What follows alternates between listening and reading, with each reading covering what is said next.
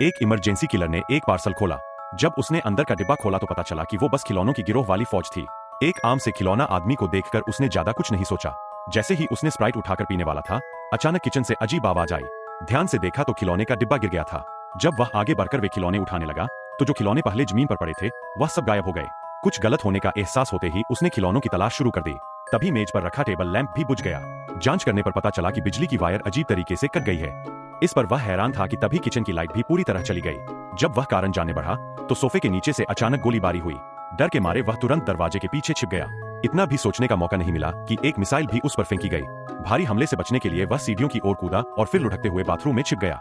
बाहर की स्थिति देख पाने के लिए उसने एक आईना निकाला, पर अगले ही पल जब वह सोफे के नीचे झांका तो जो नजारा दिखा उसे देखकर वह दंग रह गया। सोफे के नीचे कई पुराने खिलौना सैनिक छिपे हुए थे। वे चोटिल होने के बावजूद युद्ध के मैदान की सफाई कर रहे थे। तभी एक खिलौना सैनिक ने फिर से बंदूकी उठाई, पर आदमी ने उसे एक ठोकर में पीस दिया। लाल पोशाक वाला मजबूत खिलौना सैनिक तुरंत उस पर हमला करने लगा। तेज गोलियां बरसाईं, पर वह उन्हें जवाब में गोली चलाने लगा। तभी 3 हेलीकॉप्टर्स अलमारी के नीचे से बाहर निकल आए और सीधे उस पर मिसाइलें बरसाने लगे। जैसे तैसे उसने एक हेलीकॉप्टर को गोली मारी, लेकिन दूसरी हेलीकॉप्टर ने और भी जबरदस्त हमला किया। मजबूरन वह फिर से बाथरूम की ओर भागा, पर बाथरूम का दरवाजा मिसाइल से उड़ गया और हेलीकॉप्टर अंदर घुस गया। उसने तुरंत एक तौलिया उठाकर हेलीकॉप्टर को लपेट लिया। फिर दूसरे हेलीकॉप्टर पर पिस्तौल चलाकर उसे पीछे हटने को मजबूर किया। जमीन पर हिलते डुलते खिलौना सैनिक को उसने टॉयलेट में फेंक दिया और फिर उसमें बिजली का हेयर ड्रायर डालकर आखिरकार उसे खत्म कर दिया। बाहर सन्नाटा होने पर वह तौलिए से बंद छेद खोलकर बाहर निकला, पर बाहर भी एक हेलीकॉप्टर छिपा था। सौभाग्य से उसने उसे भी गोली मार गिराया और अपनी जान बचाई। फिर वह वापस बालकनी से घर में घुसा और देखा कि खिलौना सैनिक अभी भी थे। सैनिकों को बहकाने के लिए उसने खिलौना बतख की आवाज का इस्तेमाल किया और वे ध्यान देने लगे।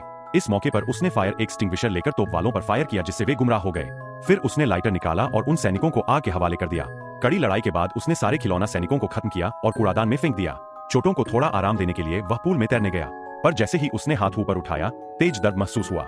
उसने देखा कि उसका हाथ खून से लथपथ था। पूल में देखकर उसे कुछ नहीं मिला।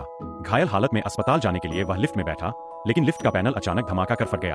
अंधेरा छा गया और तभी एक खिलौना विशेष सैनिक वेन से कूदकर अंदर घुस गया। सोचने का मौका नहीं मिला कि वह उस पर हमला कर दिया। तेजी से सब कुछ शांत हो गया। पैनल देखा तो सैनिक दांत निकाले उसे घूर रहे थे। डर के मारे वह लिफ्ट की छत पर चढ़ा, पर सैनिक ने उसके पैर में गोली मारी। तभी दूसरी लिफ्ट नीचे आई, वह उस पर कूद गया। खोलने ही वाला था कि विशेष सैनिक भी उसके साथ आ गया और छाती पर छुरा मारने लगा। दर्द से झुका तो उसने उसे जोर से धक्का दे दिया। सैनिक अस्त व्यस्त होकर लिफ्ट के मुंह की ओर बढ़ा। जब दरवाजा बंद हुआ तो वह चपेट में आकर गिर गया। आदमी ने सोचा कि खत्म हो गया, पर देखा कि सैनिक के बैग में एक टाइमर वाली न्यूक्लियर बॉम्ब थी।